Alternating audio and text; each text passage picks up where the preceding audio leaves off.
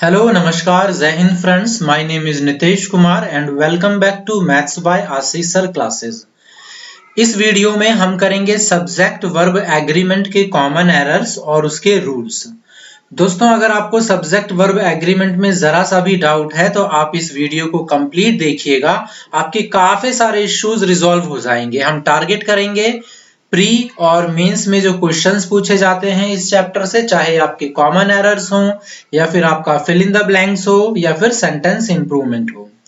हर वो स्टूडेंट्स जो प्रिपरेशन कर रहे हैं SSC CGL, CPO, CHSL, MTS, वो इस वीडियो को पूरा जरूर देखिएगा और मुझे कमेंट करके बताना मत भूलिएगा कि वीडियोस आपको कैसे लग रहे हैं। तो चलिए स्टार्ट करते हैं आज का टॉपिक। तो टॉपिक को स्टार्ट करने से पहले हम देखते हैं कि सब्जेक्ट वर्ब एग्रीमेंट में हमें क्या पढ़ना होता है और ये चैप्टर क्यों इंपॉर्टेंट है। अब जैसा कि आपने नाम सुन लिया है सब्जेक्ट वर्ब एग्रीमेंट, तो इस चैप्टर में हम सीखेंगे कि किस तरीके से सब्जेक्ट और वर्ब के बीच हम सही एग्रीमेंट कर सकते हैं। मतलब अगर दोस्तों हमारा सब्जेक्ट सिंगुलर होता है तो हमें वर्ब भी सिंगुलर ही रखना होता है। अगर हमारा सब्जेक्ट प्लूरल होता है तो हमें वर्ब भी प्लूरल ही रखना होता है। अगर ये कॉम्बिनेशन गलत हो जाए तो हमारे सेंटेंस में एरर होता है, वो सेंटेंस सही नहीं होता। इसी तरीके से आपसे एग्जाम्स में एसएससी क्वेश्चन करता है, वो आपको सब्जेक्ट और वर्ब के बीच जो सिंगुलर और प्लूरल है वो गलत लिख के देगा, हमें उसे फाइंड करना होता है। अब एक और इम्पॉर्टेंट चीज जो आपको जाननी हो चाहिए, यहाँ पे है नाउन। नाउन का यूज आप सब्जेक्ट के रूप में कर सकते हैं। तो सब्जेक्ट में क्या होता है या नाउन में क्या होता है, अगर मैं बॉय लिखूं तो वो सिंगुलर है, तो अगर मुझे उसे प्लूरल बनाना है तो कैसे बना सकते हैं, हम लास्ट में एस लगा सकते हैं। डॉग सिंगुलर है, उसका हम प्लूरल बनाने के लिए एस लगा सकते हैं। तो उसी तरीके से अगर मैं आपसे पूछूं गर्ल को प्लूरल कैसे बनाया जाएगा, तो आप क्या बोलेंगे, आप बोलेंगे कि पहले गर्ल लिखिए और उसके बाद आप लास्ट में एस ऐड कर दीजिए। अब जब हम पढ़ते हैं वर्ब को, यहाँ पे हमने कुछ इंपॉर्टेंट वर्ब्स लिए हुए हैं आपके लिए। जब हम जैसे नाउन का जनरल फॉर्म सिंगुलर होता है, एस ऐड करते हैं तो प्लूरल बनता है। वर्ब में ऐसा नहीं होता दोस्तों। वर्ब में क्या होता है, जनरल फॉर्म होता है जनरल फॉर्म होता है प्लूरल। हमें एस या ईएस ऐड करके हमें उसे सिंगुलर बनाना पड़ता है। ये बात कईयों को नहीं ध्यान में रहती है, तो आप लोग जरा ध्यान से देखिए। जैसे कि अगर मैं लिखता हूं ईट, तो ये हो जाएगा प्लूरल। अब मुझे सिंगुलर बनाने के लिए लास्ट में ईट्स ऐड करना पड़ेगा, एस ऐड करना पड़ेगा। तो अब जरा ध्यान से देखिए, ये यहाँ पे ईट्स लिखा हुआ है सिंगुलर, तो इसका प्लूरल करने के लिए हमें ईट होगा यानी एस हटाना होगा। गोज यहाँ पे लिखा हुआ है सिंगुलर और गोज के साथ हमें गो लिखना पड़ेगा उसको प्लूरल बनाने के लिए। पेंट लिखा हुआ है प्लूरल, अगर मुझे सिंगुलर करना है तो PAINTS कर दूंगा मैं।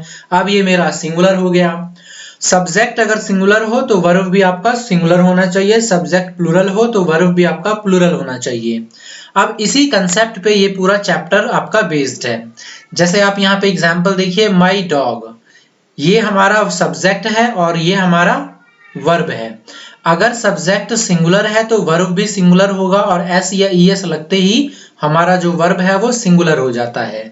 लेकिन यहाँ पे माई मॉम डैड, तो यहाँ पे इज आया है, लेकिन यहाँ पे इज आना चाहिए या आर, ये डाउट है। तो अगर मैं यहाँ पे एंड लगाता और की जगह तो आर सही होता, लेकिन और के साथ इज सही है। तो बहुत डिफरेंट टाइप्स के आपके पास सब्जेक्ट होते हैं। ऐसा नहीं है कि किसी भी सेंटेंस का जो पहला वर्ड है वो ही हम सब्जेक्ट मान लेंगे। कुछ भी सब्जेक्ट हो सकता है वहां पे, सिंगुलर प्लूरल, हमें वही फाइंड करना होता है कैसे। तो ध्यान से देखिए, अब हम स्टार्ट करते हैं कॉमन एरर्स। मैं आपको सारे रूल्स भी बताऊंगा, तो बिल्कुल आप इसे ध्यान से करिए। देखिए, the rise and fall of the tide are due to lunar influence. The rise and fall का मतलब हो गया उतार चढ़ाव किसका, ऑफ द टाइड। टाइड मतलब वो जो लहरें होती हैं, are due to lunar influence यानी चांद के प्रभाव, यानी जो आपका चांद का गुरुत्वाकर्षण ग्रेविटेशनल फोर्स होता है उसके कारण टाइड्स और एप्स आते हैं। तो अब यहाँ पे सेंटेंस का हमें सब्जेक्ट ढूंढना है और वर्ब ढूंढना है। तो वर्ब क्या है हमारा, आर, और सब्जेक्ट क्या है, the rise and fall. Are हमारा प्लूरल है तो ये तभी सही होगा अगर हमारा सब्जेक्ट प्लूरल होगा। तो अब हमें देखना है ये प्लूरल है या सिंगुलर। तो मैं आपको बताना चाहूंगा कि राइज एंड फॉल एक तरीके से ये होता है सिंगुलर, ठीक है। ये कंबाइंड सेंटेंस होते हैं, कंपाउंड नाउन भी आप इन्हें बोलते हैं, जिसमें दो अलग अलग नाउन को एंड से जोड़ा जाता है पर वो मीनिंग एक ही दे रहा होता है। तो ये क्या हो जाएगा आपका सिंगुलर। तो आर हमारा गलत है, हमें यहाँ पे लगाना है इज। ये तो पहली बात थी। एक बात आपको और पता होनी चाहिए कि यहाँ पे हमने देखा आर्टिकल द, जो द होता है ना ये डेफिनेट आर्टिकल होता है। जब हम आर्टिकल करेंगे तो आप वहां पे भी इसको थोड़ा और अच्छे से देखिएगा। जो द होता है ये होता है डेफिनेट आर्टिकल। मतलब अगर जैसे यहाँ पे एंड है तो एक ही नाउन के पहले आपका द है तो सिर्फ ये एक सब्जेक्ट को दिखा रहा है। जैसे कि अगर मैं लिखूं द एक्टर एंड राइटर, तो ये जो हो जाएगा ये हो जाएगा सिंगुलर। सिंगुलर का मतलब एक्टर और राइटर दोनों एक ही पर्सन है। इसका मुझे कैसे पता चला, मुझे पता चला द से। द एक बार है तो इसका मतलब वो जो सब्जेक्ट है वो भी एक ही है। अगर मैं लिख दूं the actor and the writer, अब ये हमारा प्लूरल हो गया। कैसे पता चला मुझे, क्योंकि यहाँ पे दो बार द लगा हुआ है, जितनी बार द उतने सब्जेक्ट। तो यहां से भी आप अंदाजा लगा सकते थे कि ये सिंगुलर है। चलिए, ये रूल्स आपको आते थे या नहीं, आपने क्या नया सीखा मुझे कमेंट करके बताइए। वीडियोस आपको कैसे लग रहे हैं। और एक बात और मैं बताना चाहता हूं कि किसी भी सेंटेंस में जितने सब्जेक्ट होंगे, मेन सब्जेक्ट मैं बात कर रहा हूं मेन सब्जेक्ट की, उतना ही वर्ब हो सकता है, ठीक है। जैसे कि अगर मैं लिखूं I am trying going outside, अगर आप लिखते हैं I am trying going outside, तो यहाँ पे देखिए मेरा एक सब्जेक्ट है तो एक वर्ब हो गया। तो यहाँ पे हमने देखा कि गोइंग भी वर्ब है, तो फिर ये यहाँ पे सेंटेंस आपका गलत हो गया। जितने सब्जेक्ट होंगे उतना ही आपका वर्ब होता है। तो आप बोलेंगे सर गोइंग टाइप का जो होता है वो तो यूज होता है गो वर्ड। तो मैं आपसे बोलूंगा कि ये मेन वर्ब है, मेन वर्ब की फॉर्म में नहीं होना चाहिए। तो मैं क्या कर सकता हूं, मैं गोइंग को टू गो लिख दूंगा। टू गो जो है वर्ब का इन्फिनिटिव फॉर्म होता है। तो अब ये सेंटेंस सही है। ये आपका मेन वर्ब नहीं हुआ टू गो, ठीक है। यह जीरंड हो गया, वो मेन वर्ब में नहीं आता आपका। अब ये सेंटेंस सही हो गया। तो ये बात भी आपको पता होनी चाहिए। अगर आप ये रूल लिख रहे हैं तो आप नोट करके चलिए। अगला सेंटेंस देखते हैं। अगला सेंटेंस है the secretary and principal of the college are attending the district development council meeting at the collectorate. यानी कलेक्ट्रेट के पास जो डिस्ट्रिक्ट डेवलपमेंट काउंसिल मीटिंग है उसको अटेंड किया जा रहा है। और अटेंड करने वाले कौन है ये बताइए मुझे। सेक्रेटरी एंड प्रिंसिपल, और वर्ब है आपका आर, यानी जो हमारा वर्ब है ये है प्लूरल। अब हमें सब्जेक्ट के पास जाना है। अब आपको ये देखना है सब्जेक्ट सिंगुलर है तो वर्ब सिंगुलर होना चाहिए, सब्जेक्ट प्लूरल है तो फिर आंसर होगा नो इंप्रूवमेंट। देखिए अभी अभी हमने किया था कि अगर एक बार आर्टिकल है तो इसका मतलब वो एक सब्जेक्ट है। अगर यहाँ पे भी आर्टिकल होता एंड के बाद तो फिर वो दो सब्जेक्ट होता। तो इसका मतलब है सेक्रेटरी और प्रिंसिपल दोनों एक ही व्यक्ति हैं, तो इसका जो सब्जेक्ट है वो है सिंगुलर। तो यहाँ पे आर गलत होना चाहिए, प्लूरल नहीं आपका आएगा सिंगुलर। तो आप लगाएंगे is. So the error is in part B. I hope आपको समझ में आ रहा हो। कोई डाउट है तो मुझे आप कमेंट बॉक्स में जरूर लिखिएगा, मैं रिप्लाई जरूर करूंगा।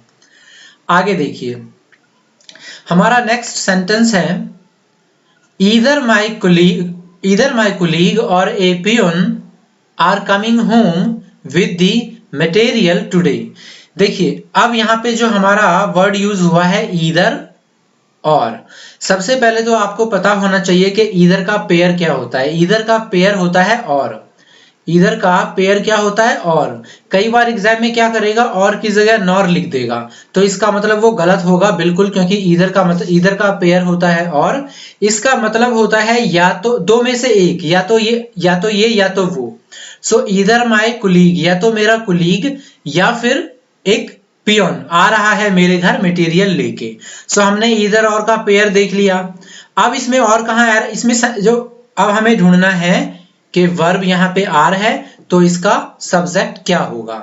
देखिए जब भी कभी मैं आपको मैं एक रूल लिख के बताता हूं, ईदर और, neither nor, not only but also. आप देखेंगे कि जैसे ईदर और हो गया, नीदर नॉर का पेयर होता है, नॉट ओनली बट ऑल्सो का होता है। तो इसका मतलब क्या है, या तो ये या तो वो।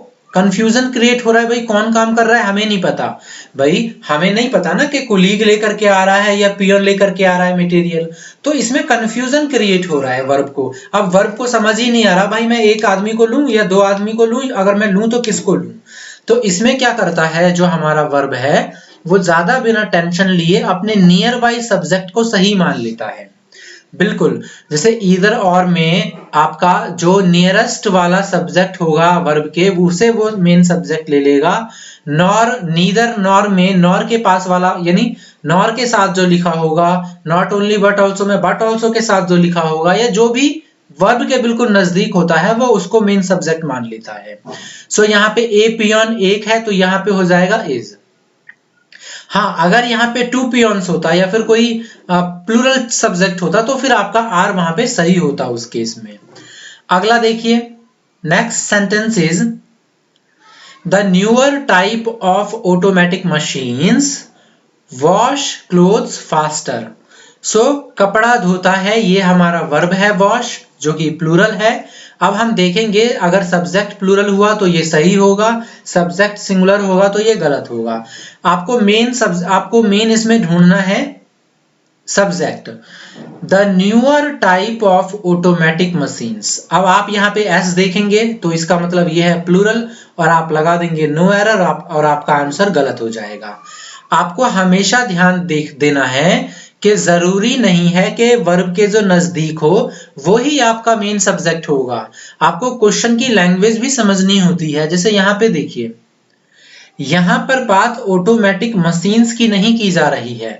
ऑटोमेटिक मशीन्स तो काफी सारी होंगी, उसमें जो नए टाइप का है, नए टाइप का मतलब जो बिल्कुल लेटेस्ट आया है उसकी बात की जा रही है। वो पर्टिकुलर एक के बारे में बात कर रहा है। तो द न्यूअर टाइप जो होगा वो सिंगुलर होगा, तो हमें वॉश प्लूरल नहीं लेना, इसको सिंगुलर बनाना है।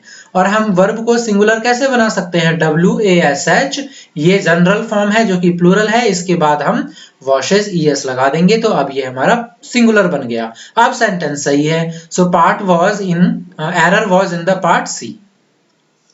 अगला सेंटेंस देखते हैं, knowledge of at least 2 languages are required to pass the examination। Verb again हमारा प्लूरल। अभी देखिए हम यहाँ पे सिर्फ कॉमन एरर कर रहे हैं सब्जेक्ट वर्ब एग्रीमेंट से। सो आपको यहाँ पे प्लूरल सिर्फ वर्ब और सब्जेक्ट के बीच एग्रीमेंट करना है। बट डोंट वरी, मैं आपके लिए ऐसी क्लासेस भी लाऊंगा जिसमें मिसलेनियस होगा, जिसमें subject verb agreement, article, narration सारी चीजें होंगी। तो आप टेंशन मत लीजिए, अभी आप इसको करिए और इसका रिव्यू करना मत भूलिएगा कमेंट बॉक्स में। देखिए ये आर आपका प्लूरल है, सब्जेक्ट को ढूंढिए कहां लिखा हुआ है, नॉलेज ऑफ एटलीस्ट 2 लैंग्वेजेस। अब यहाँ पे बात की जा रही है 2 लैंग्वेजेस की, ये प्लूरल है तो ये भी प्लूरल होना चाहिए। अगर आपने ऐसा सोचा है तो फिर आपका आंसर गलत हो जाएगा। देखिए मैं फिर से बता रहा हूं कि आप सेंटेंस को थोड़ा ध्यान से देखिए, जरूरी, क्योंकि ना इस टाइप के क्वेश्चंस में गलतियां हो जाती हैं। बात हो रही है कि नॉलेज लैंग्वेज की जरूरत होनी चाहिए एटलीस्ट 2 ताकि आप एग्जाम पास कर सके। तो बच्चों को लगता है कि 2 लैंग्वेजेस ही मेन सब्जेक्ट है, जबकि यहाँ पे बात 2 लैंग्वेजेस की नहीं हो रही है। फिर से बता दूं, यहाँ पे बात 2 लैंग्वेजेस की नहीं हो रही है, यहाँ पे बात हो रही है उसके नॉलेज की। Knowledge is the main subject in this sentence which is singular, so there R is incorrect, it should be is in the place of R. So answer is part C. Let's move to the next question. Many a man has succumbed to this temptation. तो बहुत मतलब many a man, चलिए पहले discuss करते हैं many a man को। many का मतलब होता है कई, और इसके साथ हम काउंटेबल नाउन्स यूज कर सकते हैं ही करते हैं। आप मैनी मिल्क नहीं लिख सकते क्योंकि मिल्क को काउंट नहीं कर सकते। आप मैनी ग्लासेस लिख सकते हैं, मैनी बुक्स लिख सकते हैं, मैनी पर्सन लिख सकते हैं। तो अगर मैनी होता तो मैनी के बाद आप लगाते MEN मैन, क्योंकि ये प्लूरल है। लेकिन अगर मैं लिख दूं मैनी ए, अब यहाँ पे हो जाएगा सिंगुलर। आपको ना सेंटेंस का जो मेन सब्जेक्ट है उसका नेचर समझने की जरूरत है, फिर आपको इतना टेंशन नहीं होगा कि क्या सिंगुलर है क्या प्लूरल है, कैसे याद रखें। देखिए मैनी मैन कई आदमी, ये हो गया आपका प्लूरल। लेकिन अगर मैं मैनी ए मैन लिख दूं तो ये हो जाएगा सिंगुलर, क्योंकि मैनी मैन का मतलब था कई आदमी, मैनी ए मैन का मतलब है कई आदमी में से एक। तो यहाँ पे जो काम कर रहा है ना वो एक ही कर रहा है, सिंगुलर, कई में से एक। सो मैनी ए मैन आपका सिंगुलर हो गया। तो फिर आपका हैव की जगह क्या होना चाहिए? आपका हैव की जगह होना चाहिए has. Now this sentence is correct. तो मुझे जरूर बताइए अगर आप लोगों को अच्छे लग रहे हैं। तो आप ना इन रूल्स को कहीं लिख भी सकते हैं ताकि आपको बाद में इधर उधर ढूंढना नहीं पड़े, आप डायरेक्टली रिवीजन कर सकें। अगला देखिए, चलिए इस क्वेश्चन को जरूर करिए पॉज करके, ये इंपॉर्टेंट है, यह आप मेरे साथ साथ करिए। There is only one of his novels that are interesting. यहाँ पे दो टाइप के जो एक तरीके से रूल्स हैं कॉन्ट्राडिक्ट करेंगे, आपको कंफ्यूज करेंगे। सबसे पहले तो मैं आपसे पूछना चाहता हूं कि यहाँ पे इज क्यों आया, यहाँ पे इज क्यों आया और यहाँ पे आर क्यों आया? दो सब्जेक्ट होने चाहिए ना, मतलब दो सेंटेंस, दो सब्जेक्ट होने चाहिए अगर दो वर्ब हैं तो देखिए, और यहाँ पे इज ही क्यों आया ये बताइए मुझे। देखिए देयर एक सब्जेक्ट है, ठीक है, देयर एक सब्जेक्ट है, तो इसके बाद हम जो लेते हैं ना ये वर्ब, ये देयर के हिसाब से नहीं लेते। देयर के बाद इज आएगा, ये आर आएगा, ये डिपेंड करता है कि इसके बाद वाला सब्जेक्ट का नेचर कैसा है। अगर इस सब्जेक्ट का नेचर होता सिंगुलर तो हम लेंगे इज, और अगर होता प्लूरल तो हम लेते आर। ठीक है, देयर के ऊपर डिपेंड कभी भी नहीं करता उसका वर्ब। देयर के बाद सब्जेक्ट का नेचर कैसा है इस पे डिपेंड करता है कि देयर के बाद सिंगुलर आएगा या प्लूरल आएगा। अब देखिए यहां पे लिखा हुआ है आपका आर, सो बात हो रही है there is only one of his novels that are interesting. तो ओनली वन, सो जो उसका जो बहुत सारे नॉवेल्स हैं उसमें से इंटरेस्टिंग कितने हैं?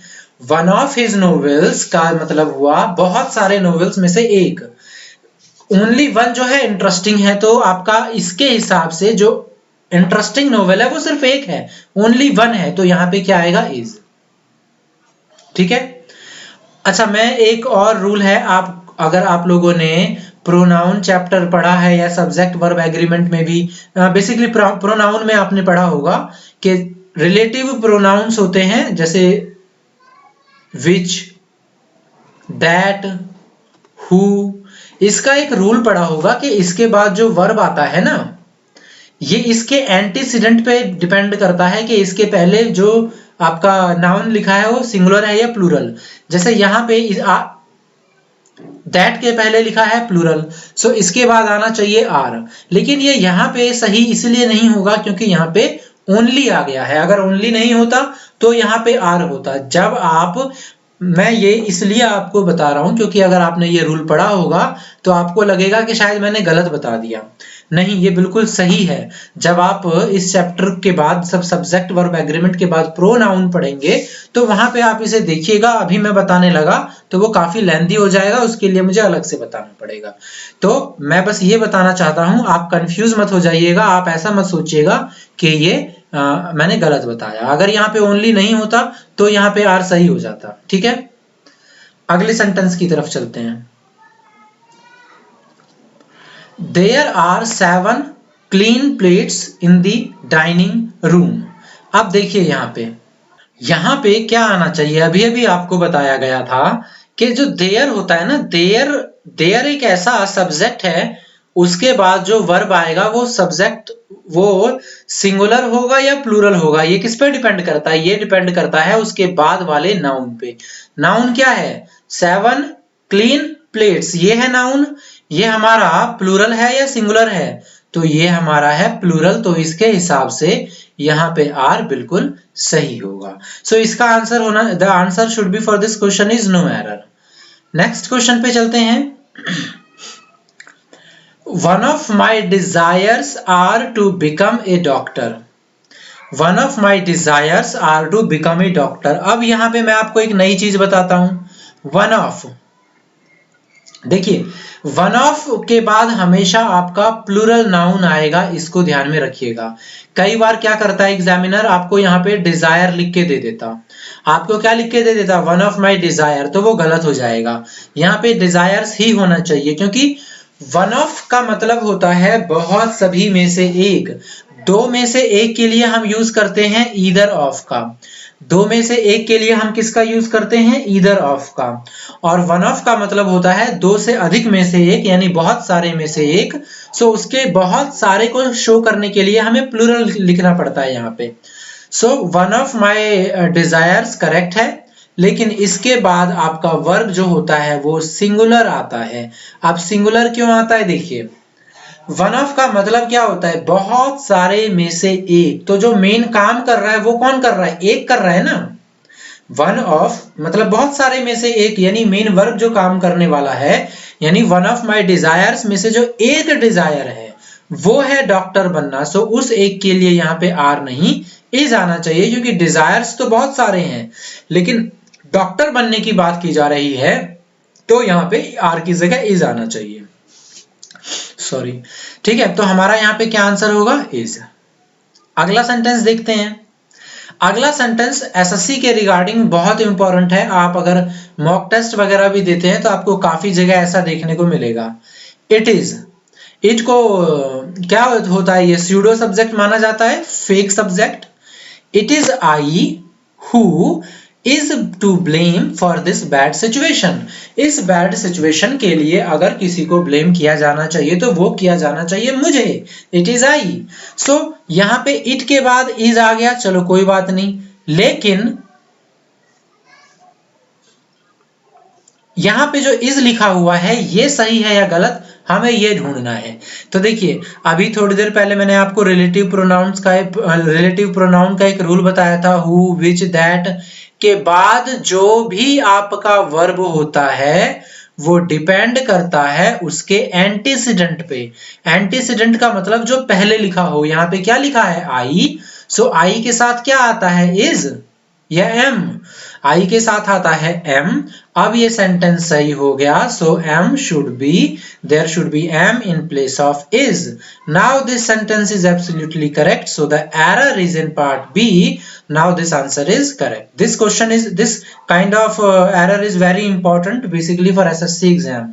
You will see many times this kind of questions in your mock test, previous year questions. Now I have अब ठीक है ये। तो यहाँ पे मैंने आपके लिए कुछ इंपॉर्टेंट से सेंटेंस लिए हुए हैं जिसमें बच्चों को काफी ज्यादा कंफ्यूजन होता है कि वो सिंगुलर माना जाए या प्लूरल माना जाए, क्योंकि जैसा सब्जेक्ट होगा वैसा ही आपको वर्ब लिखना होगा। सो अब आप इसका आंसर करिए। जैसे यहाँ पे लिखा हुआ है all of the coffee dash gone. So आपको बताना है कि दोनों सेंटेंस में किसमें इज आएगा और किसमें आर आएगा। इसमें भी बताना है किसमें सिंगुलर होगा और किसमें प्लूरल होगा, यानी कि इसमें बताना है किसमें हैज होगा और किसमें हैव होगा, यानी किसमें सिंगुलर होगा किसमें प्लूरल होगा, ये बताना है। और ये आप तभी बता पाएंगे जब आप बता पाएंगे कि सब्जेक्ट सिंगुलर है या प्लूरल। देखिए ऑल का मतलब होता है सभी, तो ऐसा मत सोचिएगा कि ऑल जो हो गया वो प्लूरल हो गया। हम बोलते हैं ना ऑल इज वेल, सो हम वहां पे इज लेते हैं, ऑल आर वेल नहीं बोलते। हालांकि ऑल आर वेल भी होगा, आपका दोनों सही है, all is well, all are well, but दोनों के कहने का मीनिंग अलग हो जाएगा। अगर आप बोलते हैं ऑल इज वेल तो यहाँ पे इज जो है आपका सिंगुलर है, मतलब सब्जेक्ट सिंगुलर माना गया है। मतलब यहाँ पे हम बात कर रहे हैं कि सब सिचुएशन के बारे में, हम यहाँ पे बात कर रहे हैं सिचुएशन, क्योंकि सिचुएशन को काउंट नहीं किया जा सकता। अगर मैं बोलूंगा ऑल आर वेल, तो यहाँ पे हम मेंबर्स की बात कर रहे हैं, हम लोगों की बात कर रहे हैं which can be count. All are well मतलब यहाँ पे जितने भी लोग हैं वो सब सही हैं। सो इस सेंस में ये आर सही होगा। तो ये डिपेंड करता है कि ऑल किस हिसाब से यूज किया जा रहा है। जैसे कि हम देखते हैं पहला sentence, all of the coffee. So all of the coffee जो है ये आपका क्या है, मतलब ये सब्जेक्ट सिंगुलर है या प्लूरल, ये डिपेंड करेगा कॉफी पे, सिचुएशन पे, मतलब किस चीज के लिए यूज किया जा रहा है। तो ऑल यूज किया जा रहा है कॉफी के लिए। सो जो कॉफी है ये है आपका अनकाउंटेबल। सो जो चीज अनकाउंटेबल होती है हम उसको सिंगुलर मानते हैं। तो जो आपका सब्जेक्ट का वर्ब होगा वो भी सिंगुलर होगा, क्योंकि ये सब्जेक्ट जो है ये है सिंगुलर। अब बात करते हैं नेक्स्ट की, all of the coffee beans. Sorry, अब यहाँ पे सॉरी दोस्तों, लगता है गला ज्यादा ही खराब है आज। सो यहाँ पे देखिए, बैक टू द पॉइंट, यहाँ पे हम कॉफी की बात नहीं कर रहे, हम कॉफी के बीज, कॉफी बीन्स की बात कर रहे हैं जो काउंटेबल होता है। तो यहाँ पर जो हमारा ऑल हो जाएगा ये प्लूरल हो जाएगा, क्योंकि हम सभी काउंटेबल चीजों की बात कर रहे हैं। तो ये जो वर्ब होगा ये वर्ब भी आपका हो जाएगा प्लूरल। क्लियर है ये बात? देखिए हो गया ना आपका सिंगुलर और प्लूरल। तो इस हिसाब से आप इसको हमेशा याद रखिएगा। जैसे अब सम का मतलब होता है कुछ, जो कि काउंटेबल के लिए यूज होता है। किसके लिए यूज होता है? काउंटेबल के लिए। और इसके बाद हमेशा यूज होता है प्लूरल नाउन, जैसे सम पीपल, सम बुक्स। आप सम बुक नहीं बोलेंगे, गलत हो जाएगा, सम बुक्स बोलेंगे। लेकिन अगर हम इसका यूज बाय चांस कभी हम अनकाउंटेबल के लिए कर दें तो वो हो जाएगा सिंगुलर माना जाएगा। जैसे बुक्स देखिए यहाँ पे प्लूरल है, क्योंकि काउंट कर सकते हैं। मैन्यूस्क्रिप्ट काउंट नहीं कर सकते। मैन्यूस्क्रिप्ट मतलब हाथ से लिखी हुई कोई भी चीज का कॉन्टेक्स्ट, टाइटल, जो कितने भी हो सकते हैं, वो उसमें हम काउंट नहीं कर सकते। मैन्यूस्क्रिप्ट कलेक्टिव नाउन की तरह यूज होता है। तो देखिए बुक्स प्लूरल हो गया तो वहां पे प्लूरल यूज किया हमने। मैन्यूस्क्रिप्ट सिंगुलर हो गया तो हमने वहां पे सिंगुलर यूज किया। एस लगा हुआ है तो सिंगुलर है, लुक है तो प्लूरल है। लुक को आप सिंगुलर मत समझ लीजिएगा, लुक जो है ये प्लूरल वर्ब है। मैंने at the beginning of this video आपको ऑलरेडी समझा दिया है। आगे देखिए, नन ऑफ का मतलब होता है सभी में से एक भी नहीं। सो स्टूडेंट्स काउंटेबल है तो ये आपका हो जाएगा प्लूरल। स्टाफ जो हो गया कलेक्टिव नाउन हो गया, मतलब इसमें कितने भी स्टाफ आ सकते हैं, कोई काउंटेबल नहीं होता इसका। सो ये हो जाएगा, क्योंकि अनकाउंटेबल है तो ये हो जाएगा सिंगुलर। तो सिंगुलर के साथ सिंगुलर वर्ब और जो प्लूरल है उसके साथ प्लूरल वर्ब। आप मुझे बताइए जल्दी से कि वीडियो कैसा लग रहा है आपको। अच्छा लग रहा है तो प्लीज कमेंट करना बिल्कुल मत भूलिएगा, ठीक है। मैं आगे भी आपके लिए बहुत सारी वीडियोस लाऊंगा जो आपको अच्छे लगेंगे, इंपॉर्टेंट होंगे आपके लिए।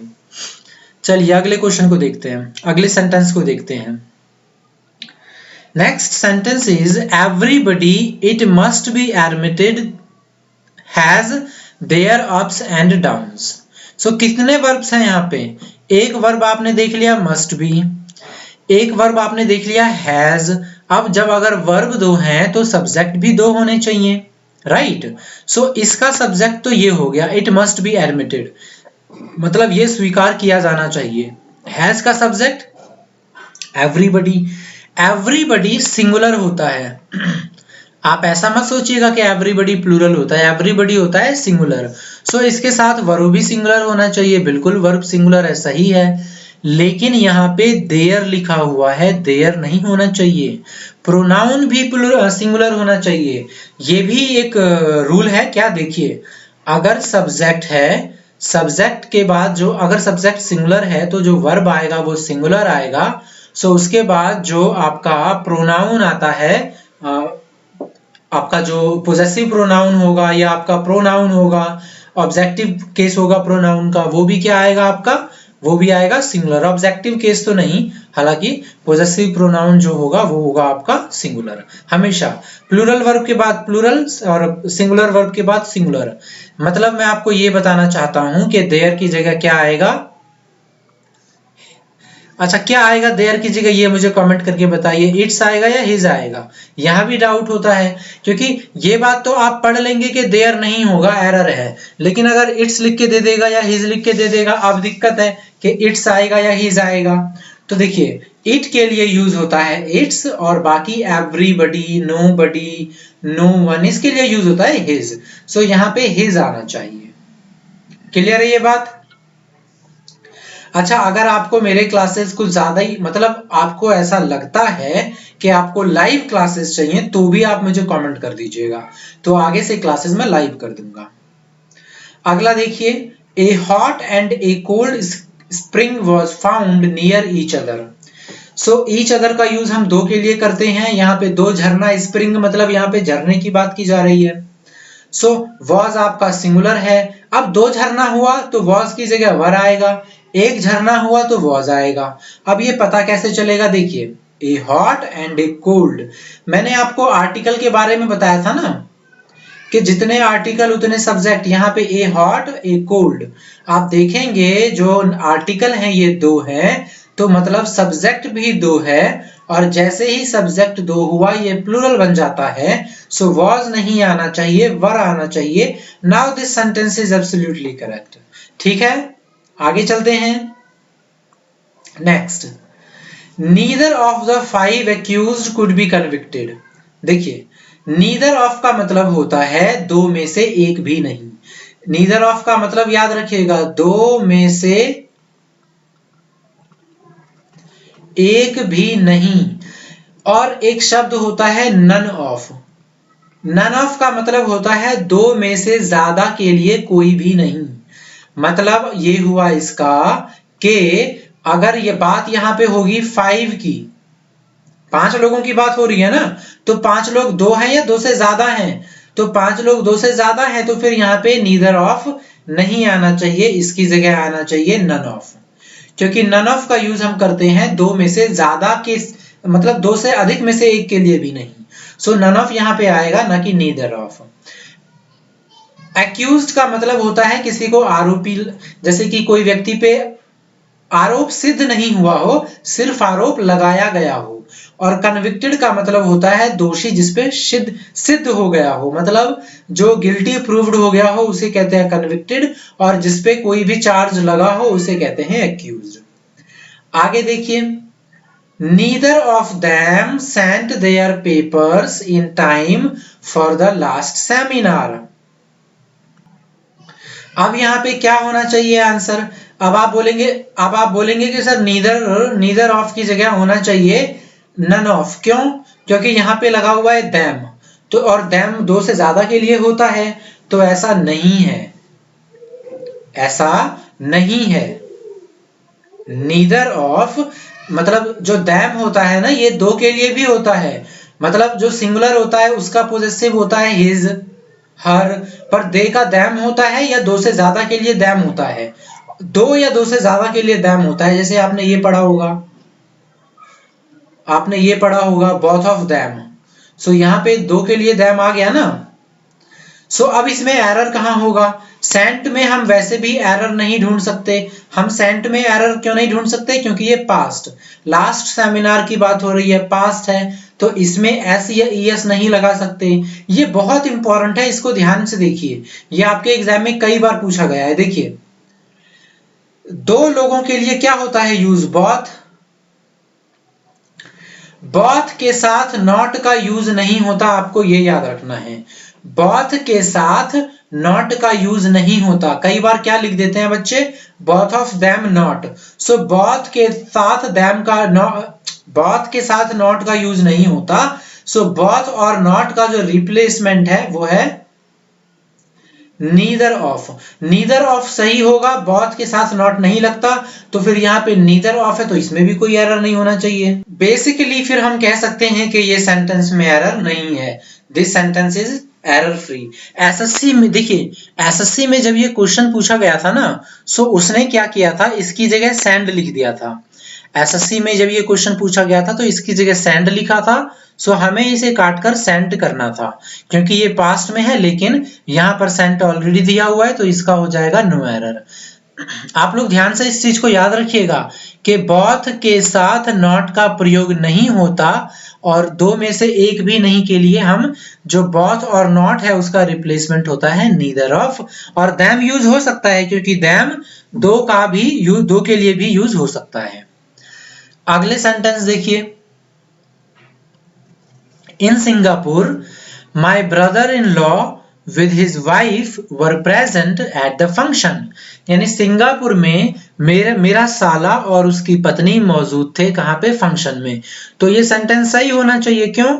क्योंकि जो आपका सब्जेक्ट है वो क्या है, वो है आपका जो वर्ब है आपका क्या है, वो है प्लूरल, और यहाँ पे सब्जेक्ट भी दो दिया हुआ है, my brother in law with his wife, तो दो लोग मौजूद हैं। तो क्या आपको लगता है कि जो सेंटेंसेस वाकई ही इतने इजी पूछे जाते हैं? मैंने यही बात आपको स्टार्टिंग में बताई थी कि बस हमको सब्जेक्ट ढूंढना आना चाहिए कि कैसे सही होता है, वो कैसे सिंगुलर होता है या प्लूरल होता है। तो ध्यान से देखिए, ये रूल कहता है कि जब भी दो सब्जेक्ट को, सब्जेक्ट नंबर 1 और सब्जेक्ट नंबर 2, कुछ ऐसे फ्रेजेस, कुछ ऐसे वर्ड्स हैं जो आप पढ़ेंगे सब्जेक्ट वर्ब एग्रीमेंट चैप्टर में, जैसे कि हो गया with, as well as, in addition to, but, like, unlike, as well as, ऐसे कुछ वर्ड्स हैं। अगर दो सब्जेक्ट को ये वर्ड्स जोड़ते हैं तो जो सब्जेक्ट होता है मेन, वो पहला वाला माना जाता है। ध्यान से देखिएगा, ब्रदर इन लॉ और वाइफ को कौन जोड़ रहा है, विद। तो विद एक ऐसा फ्रेज है जब दो सब्जेक्ट को जोड़ेगा तो मेन सब्जेक्ट वहां पे पहला वाला माना जाता है। क्योंकि देखिए होता क्या है, देखिए पार्टी में साले साहब को बुलाया गया होगा, लेकिन वो अपनी वाइफ को भी साथ में ले आए, तो मेन जो जिनको बुलाया गया था वो साले साहब थे, वो इकलौते थे, तो उनको मेन सब्जेक्ट माना जाता है। इसीलिए यहाँ पे वर की जगह यूज होगा वॉज, क्योंकि सब्जेक्ट हमारा सिंगुलर है। अगर मान लीजिए कि ये वाला सब्जेक्ट प्लूरल होता तो फिर इसकी जगह वर सही होता। अगला सेंटेंस देखिए, patience as well as perseverance are necessary for success. Patience मतलब धैर्य रखना, परसेवरेंस मतलब धीरे धीरे मेहनत करके आगे बढ़ते जाना। इसको जोड़ कौन रहा है, एज वेल एज। इस सेंटेंस में मैं सिर्फ आपको इतना यही बताऊंगा, एज वेल एज जोड़ रहा है और कुछ भी नहीं बताने वाला, और यहाँ पे वर्ब है। तो बाकी आप खुद ही देखिए कि ये सेंटेंस का आंसर क्या होगा। मैंने इसके पहले एक रूल बताया था, इस वक्त क्वेश्चन नंबर 15 में, उस रूल के मुताबिक आप इसको कर सकते हैं। अगला सेंटेंस है हमारा, most of the funds we get from America. ज्यादातर जो फंड्स हम प्राप्त करते हैं अमेरिका से, इज यूज्ड, उसका यूज कर दिया जाता है बिल्डिंग बनाने के लिए, और used to build roads and bridges. Roads और ब्रिजेस बनाने के लिए उसका यूज कर दिया जाता है। तो अब आपको बताना है कि इसका जो आंसर है वो क्या है, मतलब सब्जेक्ट सिंगुलर है या प्लूरल, वर्ब सिंगुलर है या प्लूरल। वर्ब तो हमारा सिंगुलर है, अब हमको देखना है सब्जेक्ट। सो यहाँ पे लिखा हुआ है मोस्ट ऑफ। अभी थोड़ी देर पहले मैंने आपको कुछ सेंटेंसेस करवाए थे जिसमें all of, some of, many of लिखा हुआ था, तो वही केस है मोस्ट ऑफ का। मोस्ट ऑफ के बाद नाउन अगर आपका काउंटेबल होगा तो इसे प्लूरल माना जाएगा, अनकाउंटेबल होगा तो सिंगुलर माना जाएगा। अब जो मेन बात वो लाई करती है वो इस बात पे कि जो फंड्स है वो काउंटेबल है या अनकाउंटेबल। सो मैं आपको बताता चलूं कि जो फंड्स होता है आपको लगेगा कि वो अनकाउंटेबल है, लेकिन फंड्स को काउंटेबल माना जाता है। ठीक है, फंड्स को क्या माना जाता है, काउंटेबल। ध्यान रखिएगा इस बात का। तो ये हो गया हमारा आंसर, क्या हो गया इसका, ये काउंटेबल है तो इज नहीं, आपकी इसकी जगह क्या आना चाहिए, आर, क्योंकि जैसे ही फंड्स काउंटेबल बना सब्जेक्ट आपका बन गया प्लूरल। अगला देखिए, the type of qualities you acquire depend upon your company and so you associate yourselves with simple and good नेचर्ड people. मतलब क्या बोल रहा है इसमें बताया जा रहा है कि द टाइप ऑफ, आप जिस प्रकार की भी क्वालिटी एक्वायर करते हैं वो डिपेंड करता है आपकी संगति पे, और आप बाद में उसी की तरह बिहेव करना लग जाते हैं। इसीलिए आपको एसोसिएट करना चाहिए सिंपल एंड गुड नेचर्ड पीपल के साथ। दोस्तों, अगर मेरे वीडियो में किसी प्रकार का इश्यू है, आप चाहते हैं कि मैं इम्प्रूव करूं, तो प्लीज मुझे जरूर बताइएगा, मुझे अच्छा लगेगा।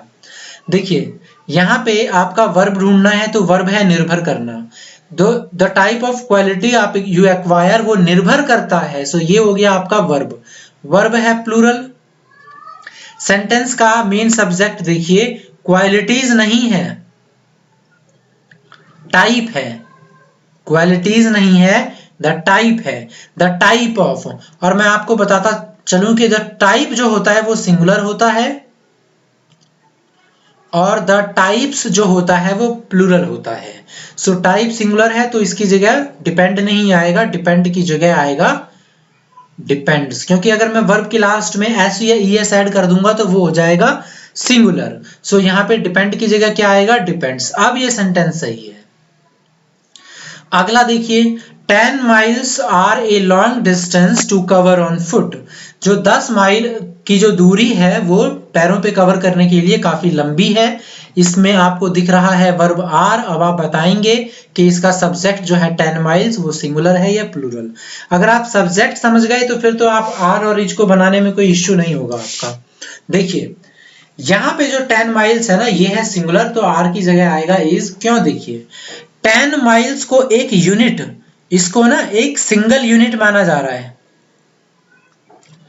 10 माइल्स को एक सिंगल यूनिट की तरह दिखाया जा रहा है, इसलिए यहाँ पे जो है आपका आर की जगह इज आएगा, सब्जेक्ट सिंगुलर है।